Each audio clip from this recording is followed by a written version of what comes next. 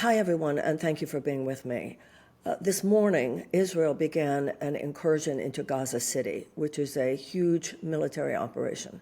And I'm afraid it's the opening of a new chapter of horror in that situation, certainly on a humanitarian basis for the Palestinian people. So there's much to discuss. There's been a lot of stirring the soup when it comes to the conflict between Israel and Hamas, but we need to do more than stir the soup. We need to move the needle. And that's really the focus of our conversation today. How can we get out of this terrible, terrible drama that is now occurring and causing such unbelievable suffering?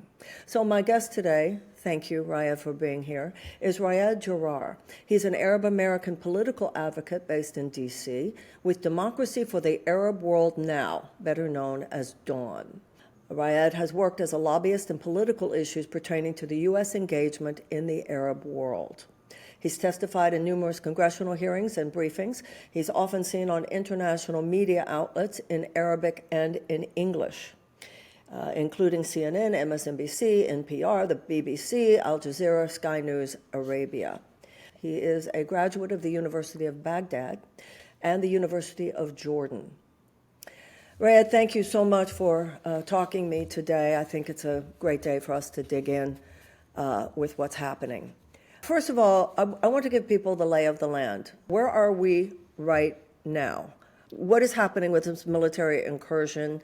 Many people in the IDF, the chieftains in the IDF, were opposed to this, but this is Netanyahu's right-wing messianic vision. And he's going to take over the whole thing, obviously, which he says is necessary to destroy Hamas. It's impossible to destroy Hamas, certainly that way. Would you say that what I just said is an accurate version of what is happening now? It's accurate. It's also concerning because we don't know what is the whole thing. Netanyahu definitely wants to take over the whole thing, but there are different definitions for the whole thing. Netanyahu and a few of his ministers have been speaking about some biblical version of Israel that includes all of Israel, Palestine, and some sections of Egypt, Syria, Lebanon, Jordan, other countries, maybe Saudi Arabia, so-called Greater Israel. So no one really knows exactly what he wants, and no one knows who to stop him. Last week we saw Netanyahu bomb the seventh country in the region in the last few months by the attack on Qatar. It's very difficult for other countries to stop Netanyahu militarily. It's impossible to stop him politically. I think everyone has reached to the maximum limits of using all of the bad adjectives in their press releases condemning Israel's actions. So now the question is, what's next? There are certainly those who would disagree with some of what you just said about the other countries. It's bad enough how he sees the land, which is now called Palestine. And obviously the Israelis would argue that the bombing in Qatar was in order to get to the Hamas leadership only. In terms of this military incursion, I think there are people of goodwill all over the world, millions of people, who are in deep opposition to this, and you just mentioned, how do we stop him? Am I correct in assuming that the most important linchpin here is Donald Trump? 100%, because Netanyahu is not going to stop on his own. If we have learned one thing in the past 2 years, that one thing is that Netanyahu is unable and unwilling to stop on his own. The only people who can stop is his U.S. partners. And whether it was Biden, whether it is Trump now, that is the only way to stop the military operations that Israel is doing. The only way to stop it is to have a phone call coming from the United States to say stop. So let's dig into this a little bit. There were many people who voted for Trump thinking he was the peace president. He was the one who was going to fix this. It's been said by many that Biden was Netanyahu's bitch, but Trump is his business partner. It seems to me that basically what's happening is that, but I want to hear your opinion, obviously. Basically, it seems to me, we know that Trump does not necessarily like Bibi Netanyahu. There's no personal affection there. But it seems that Netanyahu has basically made a deal with him. Leave me alone. Let me do this. And after all, there will be great opportunities for the Trump organization once we have Gaza City and this is all handled. That's a very cynical view, but it seems to me that the most cynical view is the most realistic view. Am I on the right track there? I mean, that might be one of the factors, honestly. I feel it's a little bit too simplistic. I think Trump is more complex than just getting bought by money or business interests. It is definitely one of his main interests out there. We saw what he did with Saudi Arabia during his first term, where he, cashed out the whole relationship with a few $billions that were sent to him and his son-in-law Jared Kushner by the Saudi dictator Mohammed bin Salman MBS. So he does like to have these kind of pay for play and business interests. But I don't think that solely can explain the Trump administration's weak position currently on Israel-Palestine. There is something that is really mind-boggling to me, because Trump has really went against his campaign promises. He went against his close circle of like America Firsters, hyper-nationalists, who are not saying stop Israel because Israel is committing a genocide. They're not saying stop Israel because we're feeling bad for the Palestinian babies. They don't really care. They're saying you should stop supporting Israel because it's not in our national interest as a country to continue this support. And he's gone against them. And that for me is very difficult to explain, because he had said the same things for years and years and years. And now we're stuck in this cycle with him where he is unable to do that phone call to tell Netanyahu stop. Yes, it's interesting. Marco Rubio's words this morning were, it's their war. So let's dig deeper into that. Why do you think he is so reticent to make that phone call to Netanyahu and tell him to stop? I mean, first I have to say it's not their war at all. It's our war too. The United States is definitely a partner in whatever Israel has been doing in the past couple of years. And there is absolutely no way for Israel to have done any of its military operations inside of Gaza, in the occupied West Bank, in the rest of the region, without U.S. military and political support. No way. Like, the United States is 100% a partner in what's going on there by sending weapons, by continuing to veto UN Security Council resolutions regarding Israel, by providing Israel with all of the international political cover it needs to continue its operations. So for Rubio or anyone else to say, we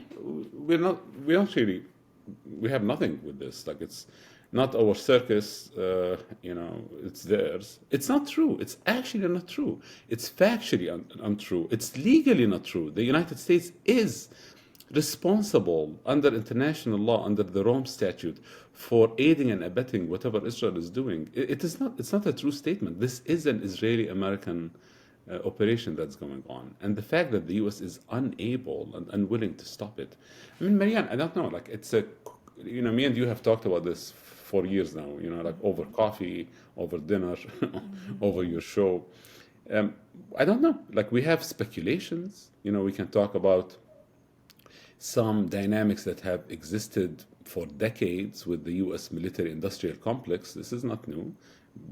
U.S. companies want to sell weapons and they love war. Okay, that makes sense.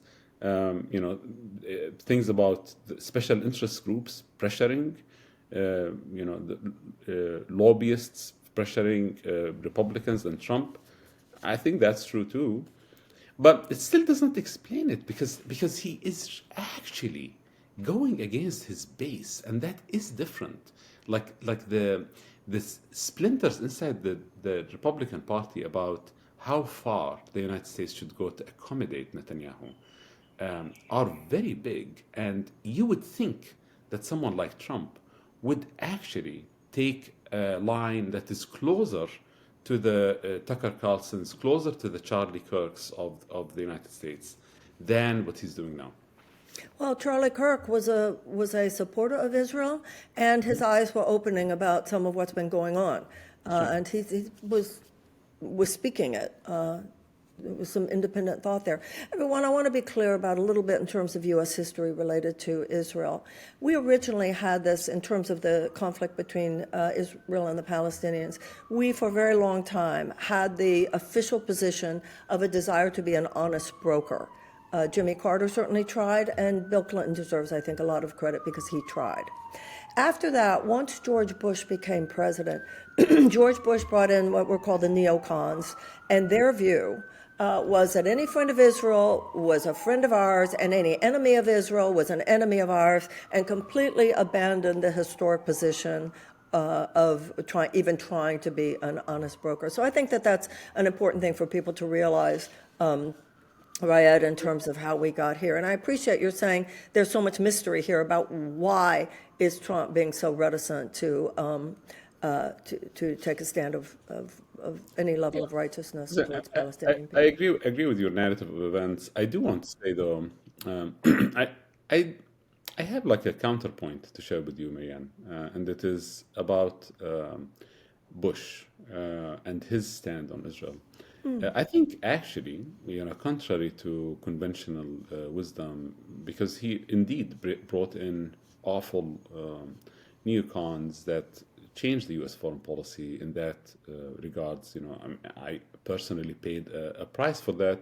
I was born in Baghdad, lived in Baghdad during the 2003 invasion, and the pretext of that invasion was created by neocons who abused and used the tragedy of 9/11 to justify interventions and wars and invasions around the region.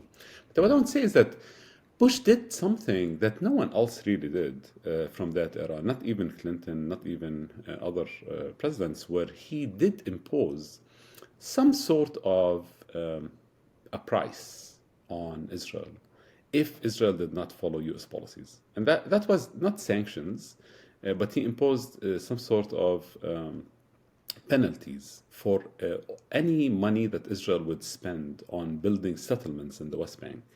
The U.S. reduced that amount from the United States guarantees to Israel, because the U.S. guarantees billions of dollars worth of loans for Israel every year. So they reduced the guarantees based on that. So there was some sort of a punishment for doing some spending contrary to U.S. policy.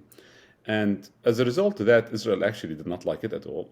And they abandoned the use of U.S. guaranteed loans just because of that, because they did not want to have some sort of an accountability measure that they're going to play with it. But I always tell people that model that was introduced by someone who is not a good model for us. He's, George Bush, he's closer to a joke than a president. But he did introduce that model where the United States said, we are going to use our financial levers. We are going to use our financial leverage over Israel when Israel is using our money but doing actions contrary to our policy. And that is something that we need to see more of in these days. Well, certainly that's fascinating, and thank you for telling me that, Raya, because I did not know that, and I think that's very important. So given the fact that you're saying that when the settlements began to expand, that George Bush did use the levers of power to try to at least try to halt them, try to at least slow them down, I think it then is reasonable to continue. What happened with Obama? Tell me about Obama and Israel. I mean, there was like back and forth negotiations, tense relationship between Obama and Netanyahu. Remember the whole famous speech where Netanyahu wanted to diss former President Obama by coming to the United States and giving a speech to Congress behind Obama's back to criticize him in his hometown. And that did create a watershed moment politically here for DC. Because I remember there were somewhere between 50 and 55 members of Congress who skipped the speech. Yeah, And I that was, remember all that. yeah, that was a very big, like, partisan, step, because before that it was very difficult for Democrats or Republicans to say, I'm not going to attend a speech by Netanyahu. But that moment did create that. I would say the tension between Obama and Netanyahu did not really culminate in any solid U.S. actions other than the UN resolution that Obama allowed to pass towards the end of his tenure. Yeah, that has been definitely my take on all that. When it came to Israel, Obama did with Israel what he did with a lot of things, and his idea of the expression of power was, "Come on, guys, you really shouldn't, guys. Come on, don't do that." I think, yeah, it's horrifying. That to me, that was the point, especially with the settlements, when Obama should have said, "Stop." Yeah. There were so many things, I said early on in this interview, we're not going to go back. And I just meant to go back to some of the historical dynamics since That's right. 1948, et cetera.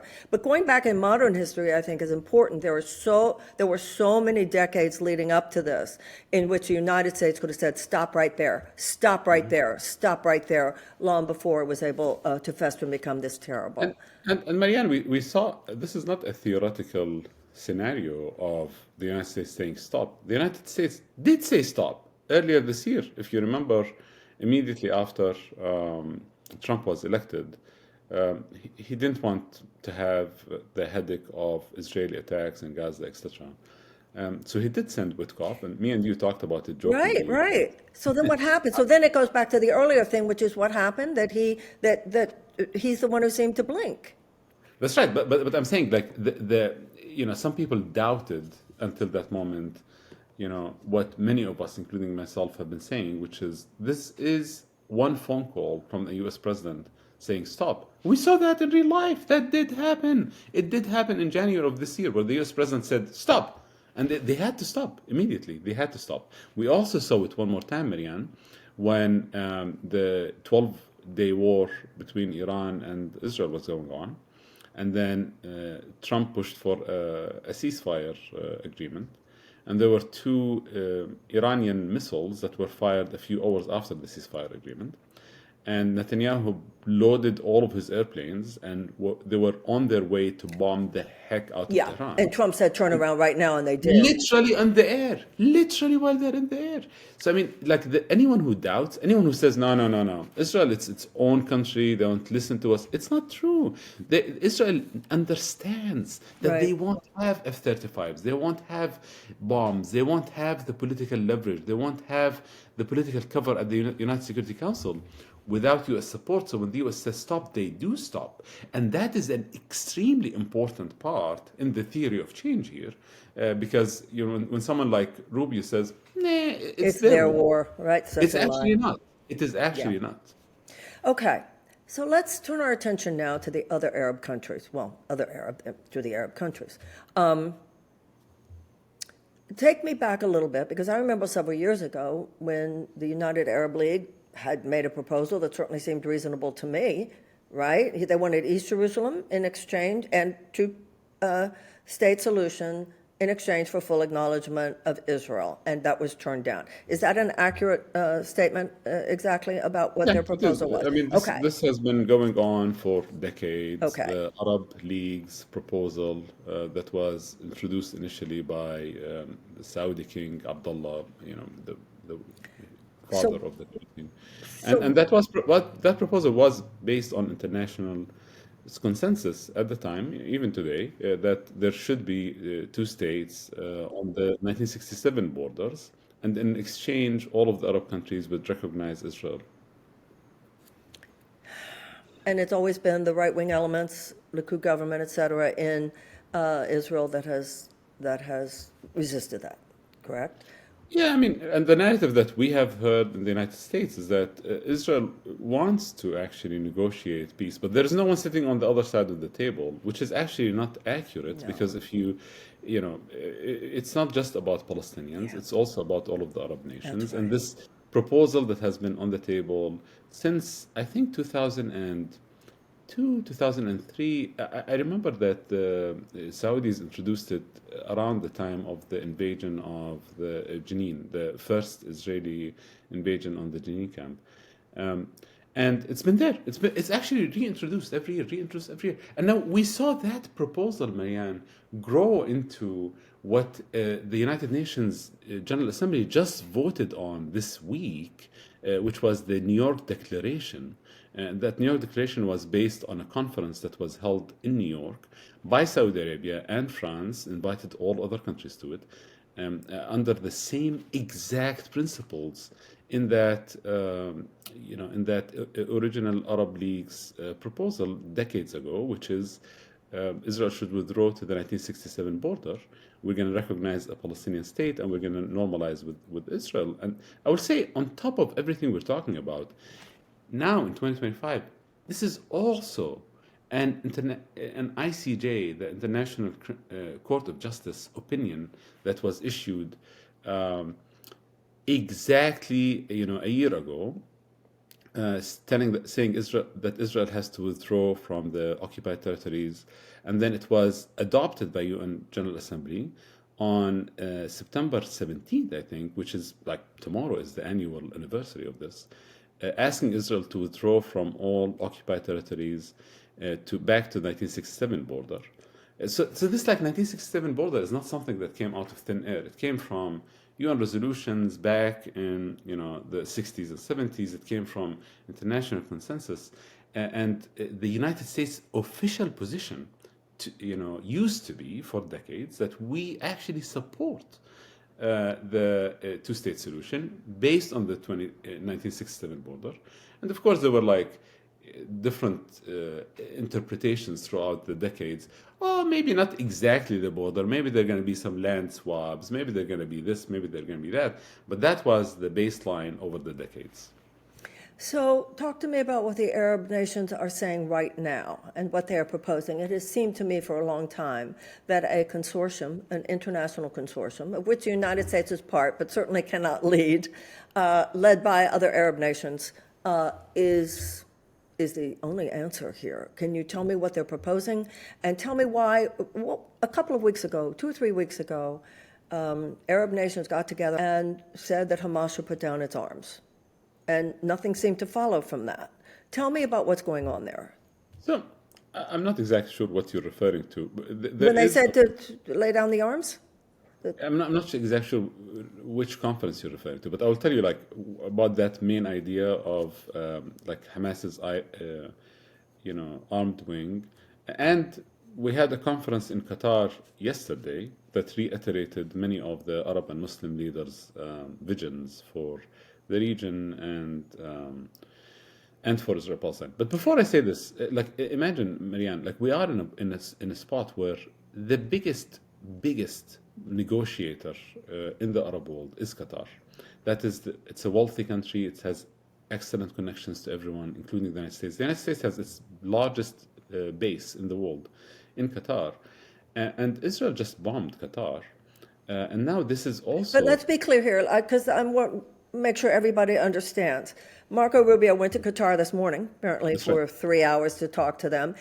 Israel bombed. They didn't just bomb Qatar. They bombed and they failed at an effort to take out the Hamas leadership, which was there to discuss the next round of negotiations. It doesn't make any difference. But it's still, I understand, they still bombed, the soil of Qatar. But I just want everybody to understand why were they bombing. That's not true. They did bomb Qatar, and they killed a Qatari. One person who was killed in the attack was an official from Qatar, a security person from Qatar. And this, I don't know, the way that you say it makes it seem as if there are two different kinds of violating of other people's countries. I hear that. I will take that. But no, I think. I just want to say, an example, for U.S. audiences. Imagine if another country like Qatar would bomb the JDL office in New York, to say this is a terrorist organization. The U.S. is not going to be that's completely fine, actually. No, I certainly didn't mean to minimize it, and I take your point. I was just pointing out to people that their expressed reason was to take out the Hamas leadership who were there for the negotiations. Yeah, I mean, that's also what happened in Iran initially that led to a much bigger conflict and war, is that they bombed the head of Hamas who was in Iran. the international law just does not work that way. You can't say I'm going to kill I someone understand. in your country. So it I doesn't matter understand. what they bombed, I understand. But in this particular case, the bombing was not just a violation of Qatar's sovereignty. It was also, a violation of the laws of war because people who were targeted, people who were killed, were not combatants. Um, No, you I know, understand. So, so and I'm the sure point that that I was saying, Marianne, sorry to interrupt, but the point I was saying is that Qatar at this point is saying, we don't want to negotiate. You just bombed us. Like how? I'm just saying it is so, like, it is so mind-boggling that we have actually one very capable country in the region that has been playing a very good role for U.S. foreign policy in Afghanistan and inside the Middle East. Like they can communicate with everyone, and now they're bombed, and now they're saying we're not sure we want to be a part of this. If the United States, especially Marianne, there are confirmed reports now that the United States not only knew about the attack on Qatar, they might have actually helped make it happen. Now we have confirmed reports from Israeli Channel 12. Some other four Israeli officials so far have confirmed that Netanyahu have told Trump at least 50 minutes before the attack that he's going to attack Qatar. There are reports about U.S. Forces in Qatar, in the base, standing down air defenses for a small window to allow the attack to happen. So these things are so damaging to the United States standing in the region with Arab countries, with the Muslim world. How can anyone trust the U.S. if the U.S. is doing this in a country where it has its own base? so clearly that's why Marco Rubio was there this morning. Has Marco Rubio That's made any definitely comments since the meeting that you know of? not really. I mean, I think there is a lot of anger going on in Qatar, in the region. These are the closest allies of the United States in the region. They have, uh, economic bonds, military bonds, intelligence bonds, and they're shocked. They're literally shocked that the U.S. would allow this to happen. Like they, host a U.S. base and support everything possible to avoid something like this from happening. So for them, it's a watershed moment because imagine the calculations going on in the heads of everyone in the region, which is, wait a second, if even having a U.S. base on our soil and supporting the U.S. financially No, and I hear you. militarily doesn't So, give you this, why do we even have them? Why do we even talk to them at this point if we're going to get bombed anyway? so what is your appraisal of what is happening among these Arab nations right Yeah. now? So I was saying, like, what's happening is that there is a very big hit to the U.S. capital, political capital, in the region, and the U.S. ability to be that broker for peace. I don't think it's a joke now. If you tell anyone in the region, in honestly in the world, that the United States is a broker for peace, No, nobody. people, it became a joke. So now the Arab uh, nation's language is shifting, like the final announcement that came out from the Arab Islamic Conference in Qatar yesterday was very, very different in tone from what we have heard over the last decades, where they had an Obama-esque kind of language, like, hey, can we get along here? Like we'll give you this, you give us that. Uh, this one was much more pointy. It discussed issues such as supporting ICC actions against Israel.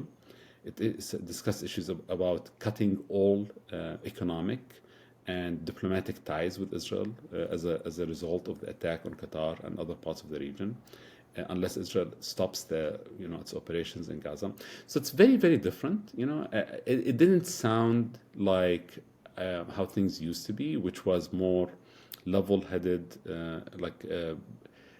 more of a extending like a proposal for peace. It sounded more of like a standoff. Now, one more thing that happened, Marianne, is that for the first time that I know of, the Qatar actually requested the Gulf Council, the Gulf Cooperation Council. This includes Qatar, the United Arab Emirates, Saudi Arabia, a few other very wealthy countries that are very close to the United States, to hold its security and military meeting and activate Article 2 of their joint defense agreement. And this is similar to NATO, it's similar to Yeah. like a NATO joint defense agreement. So, I mean, I don't think they're going to bomb Israel. Like, I don't think that's going to happen. But the fact that there is a lot of escalation and people are going farther away from a solution and closer to a full regional war. In many accounts in the region, the fact that there is a lot of escalation with multiple countries, multiple fronts at the same time. People are calling it a regional war already. I think that might be a stretch, but I think we are definitely inching closer to that. The combination of a lack of political will or vision for a political solution added to military escalations and more bombardment is pushing the region towards an actual full-scale regional war. Everybody, I also want to make the point that some people, I hear people say to me, well, under the Trump first administration, they passed the Abraham Accords. But it's very important for you to remember. The Abraham Accords was an agreement between Israel and several Arab nations, but it did not address the fundamental problem of justice for the Palestinian people. And then Israel was about to sign a security deal with Saudi Arabia, and that's when Hamas really made its decision to go ahead with the horror of October 7th. Raed, there were 500,000 people in Israel the other day protesting Netanyahu. A majority of the Israeli people, which of course, by the way, in a country of 9 million people is a very, very large protest. There is a majority of Israelis who want him out. So wouldn't you say that after a phone call from Trump, that the biggest issue here is the pressure from the Israeli people, or what? I mean, I look at the Israeli people right now a lot like the American people, and I look at Netanyahu's government much like I look at the U.S. government, an extreme right-wing faction, which represents, I believe, a minority in both countries, has a grip on the levers of power, and it's very difficult to break that. Do you think that analogy is fair? That is a fair analogy, with the exception that Netanyahu has been in politics like from before I was born. But he's changed. He's gone further and further and further. Well, further, but like we haven't had this. I was criticizing him decades ago, but he still has gone further and further in this awful. No, I'm saying like I think the situation in Israel is much worse than what we have here in the US for a few reasons, and one of them is until now at least we had like a term limit for presidents, and in Israel they don't. And Netanyahu has been prime minister for a very, very, very long time. He has like a major grip on power. And many of my friends in Israel and Israelis here in the US have been saying the same thing. And I'm sure you've heard it, Marianne. They've been saying, like, we're on the verge of a civil war. This is really crazy. Like, the civil unrest is getting to a point where it's splitting families. People are attacking each other. And the tension is so high. But we haven't really seen that be translated to changes on the ground. And I'll tell you something. One thing that I actually thought that Trump was very clever to think about and touch, which no other president, no other politicians have really talked about, was trying to get Netanyahu off the hook with his internal domestic corruption charges. From Trump's perspective, now, if you ask me, do I think that Netanyahu is a corrupt criminal? Yeah, of course I do. But from Trump's perspective, the way that he thought about it is he thought Netanyahu is not letting go of the war, not letting go of his position, because he knows that the day he does, he's going to go to jail. He's in prison, right? That's right. Or at least so that's why, on trial, right? That's why, Trump, because he is another Netanyahu in a way, he can recognize the dynamic. And he can see that Netanyahu has like climbed up a tree and unable to come down. And he tried to give him this ladder, He said charges should be dropped against him. there should be some sort of like an immunity to a safe exit for him, and that did resonate inside Israel. Not because people don't think he's guilty, just people want this to stop. And if this means giving Netanyahu some Immunity. safe exile, I so agree. I think that actually is very, very interesting. Like when you think about it, like how is like a way to Well, bad approach. guys know how to navigate, and They know how to navigate it, but like when you think about how to approach this, impending regional war, like daily attacks on Palestinians in Gaza and the West Bank, like people will think about big picture, international law, etc. But like from Trump Netanyahu personal perspective, you go down to the level of dismissing criminal charges against a singular human being who's the head of the country, and that might actually lead to a breakthrough. Because that's definitely a part of the dynamic. It's not the only reason, but it's definitely a oh, part of the dynamic. absolutely, and everybody can see that. Let's talk about the hostages. 48 Israeli hostages. There's an assumption that maybe 20 of them are still alive. Netanyahu is making the ridiculous claim that this incursion into Gaza will actually help convince Hamas to give up the hostages. Nobody believes that because Hamas actually gets a good PR win from all of this. Do you have anything that you would say I mean, listen, is I don't think anyone is benefiting from the attacks on Gaza. And whether they were Israeli hostages and prisoners, whether they were Palestinian civilians or Palestinian combatants, everyone is getting the same level of death and destruction. I mean, I saw yesterday Trump was alluding to the fact that Israeli hostages might be killed in shields? the offensive, which, I mean, I think that's a fair assumption. I saw horrific videos of Israel bombing these high-rise buildings, one after the other, in Gaza to displace Palestinians. And of course, Netanyahu would say whatever to justify whatever he says. Like yesterday, the Israeli army said that they bombed a high tower building in Gaza because it might have been used by Palestinian militants for attacks or observation. Now, the fact is that that building in particular had Israeli tanks outside of its door for months now. They actually had Israeli troops surrounding it. There is absolutely zero possibility of any Palestinian military presence in the building after months of Israeli presence there.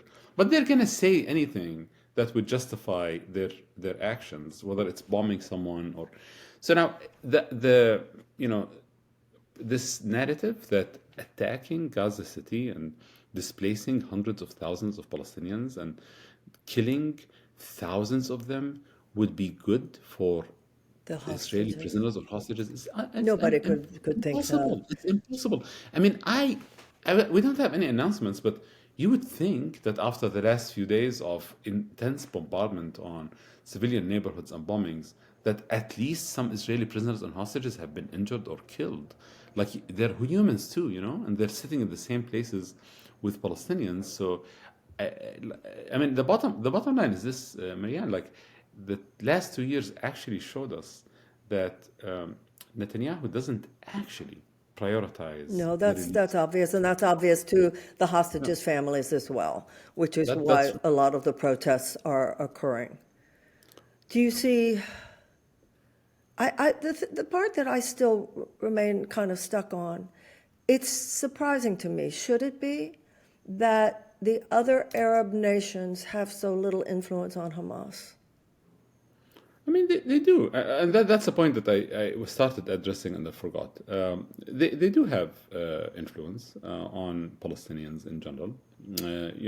There are very deep roots there, whether it's religious or ethnic, and Palestine has been a prominent issue for the Arab populations for decades and decades. So I would say there is a lot of influence, a lot of leverage that they have. And the point that I started addressing earlier, Marianne, is that I don't think there is any ambiguity about whether or not Palestinian armed groups in Gaza, including Hamas and Jihad, will have their presence in Gaza in like quote unquote the day after a ceasefire agreement. There's no ambiguity.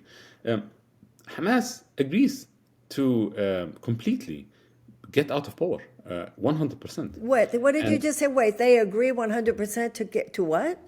to relinquish all power in Gaza and stop governing Gaza 100% the day after. That's something Well, that hold has on. So you're happened saying, months and months ago. hold on. So you're saying, and I know that they've said this, but I'm saying you believe that Hamas's statement, you believe their statement that if Israel would simply withdraw from all territory in Gaza, that they would relinquish power?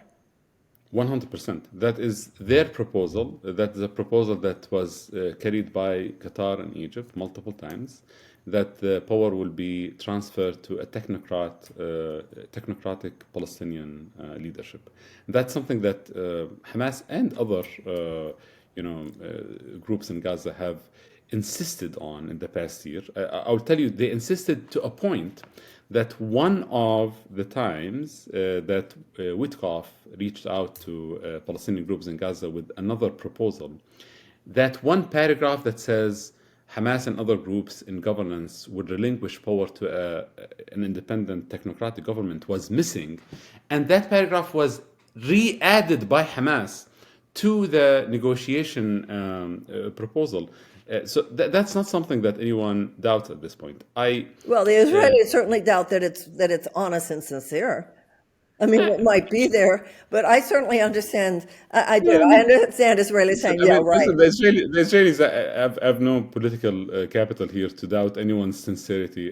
But I think that the guarantees that were given by Palestinian groups in Gaza through like actual brokers like Egypt and Qatar and even other countries in the region, Jordan, are very serious guarantees. I actually don't think there is any space for wiggle room for that moving forward. Like this, the future of Gaza's governance, I don't think there is any wiggle room. Like there won't be like haha, we got you moment after Israel withdraws and Hamas stays in power. Like that's not a possibility for moving forward. Well, we can go, would just go into endless back and forth because I certainly know what a lot of the Israeli, even moderate Israelis' response to that would be.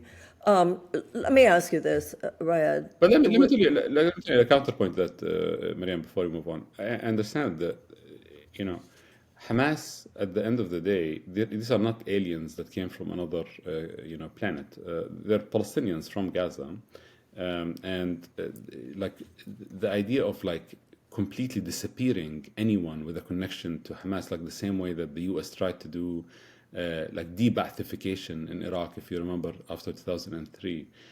Like that is not something that is It's impossible. realistic. It's Yeah, it's but what it's we're it's a talking about pipe here is dream. that there are what Israelis object to is Palestinian self-governance. It's not about Hamas. It's about Palestinian self-governance.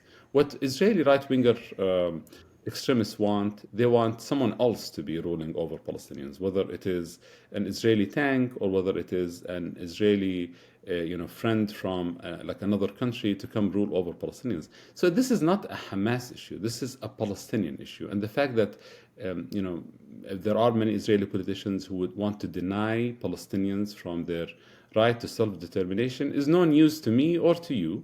This is something that goes much deeper than what the moment that we're going through now. I don't agree totally with that. I believe that when Israel first made its shift in Gaza, when there were the elections, I think Netanyahu's hands are very dirty there. I think that if the Palestinians, all the polls showed that the Palestinians would have elected, basically like the Palestinian Authority on the West Bank. We know the money that Netanyahu gave to Hamas because he thought he could control Hamas. That's what a fool he was. And I do understand, and I think many people understand, the billions and billions of dollars that went to Hamas that they could have used very, very differently. So I can't enroll in any view of this.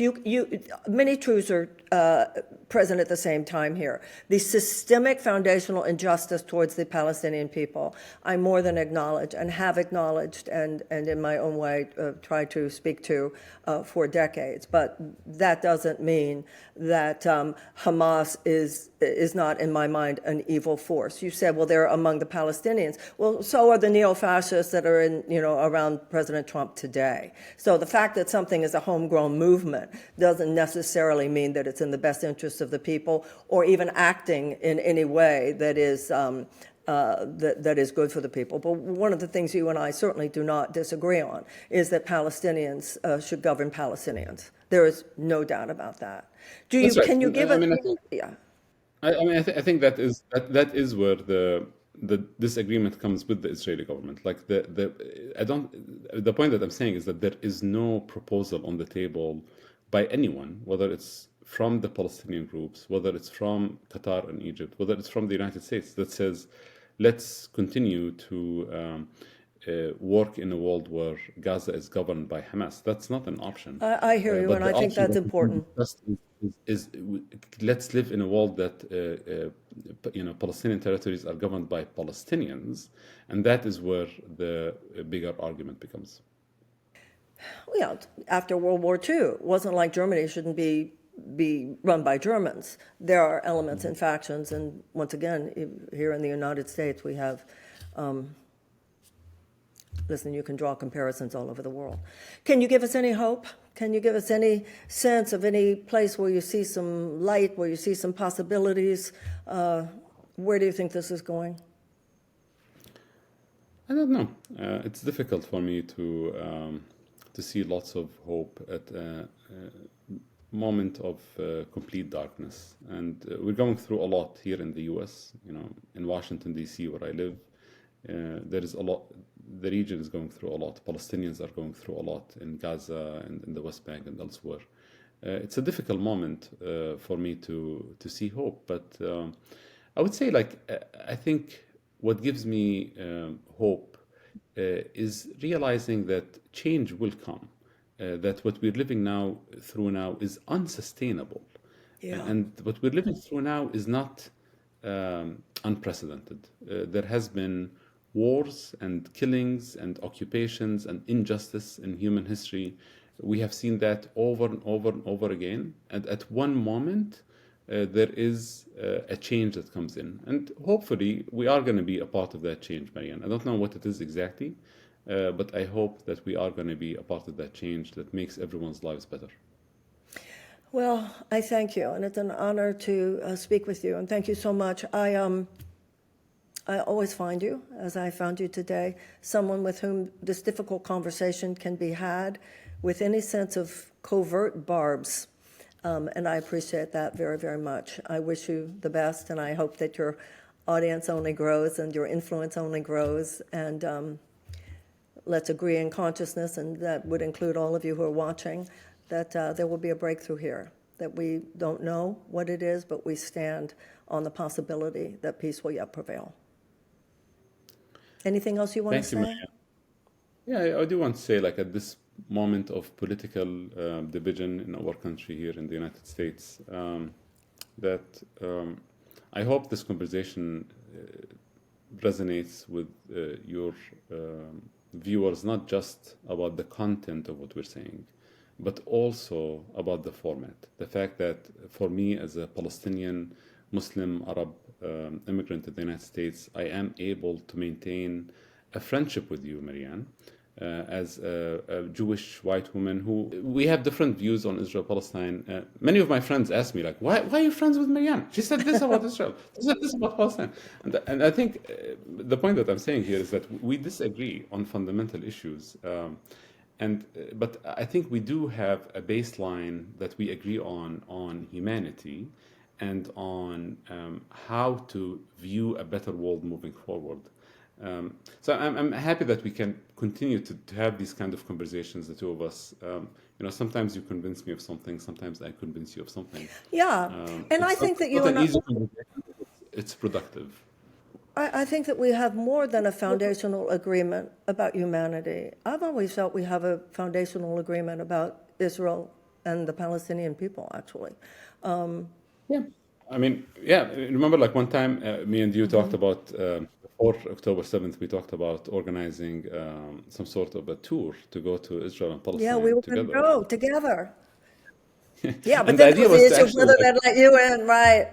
Well, I've been there, you've been there, we've done that work, and I mean, but our idea was to actually view what's going on there through this American lens that we have. We both live in the same city in Washington, D.C. We have the same worldview as Americans, and it is very different for us to go there and say, let's meet with our counterparts and friends and families, in Gaza and the West Bank and inside 48, and have these kind of conversations, dinner conversations with them, and see like how can we influence or fit in the vision that we have. And I really appreciated that. Maybe one day in the future we're going to be able to do this magical trip where we can go and have dinner parties in Gaza and because you know it, and you know as in well as I Jerusalem.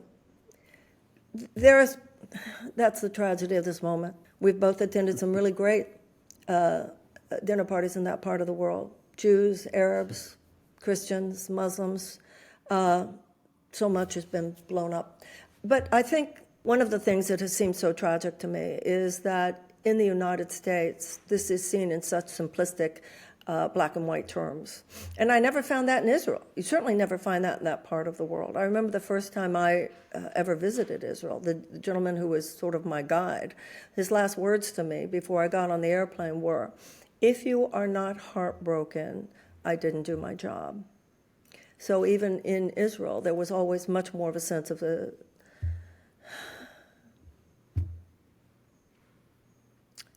I thank you. Truly, my friend, thank you so much for being with us today. Thank you, Marianne. I appreciate you as always. And hopefully we can meet for coffee again soon. Let's do. God bless. Okay, everyone, thank you. Let's remember that line in the Course in Miracles where it says, God does not give you victory in battle. He lifts you above the battlefield. And it's also important to remember, this history goes back so long. And all the way back to Abraham, Isaac, and Jacob, and Ishmael, and all of that. And we are genetically first cousins, anthropologically.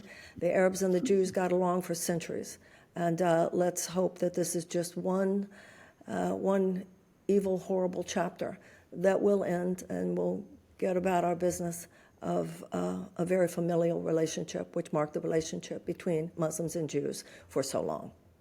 All my best. Let's Inshallah. pray that it be so. God bless you.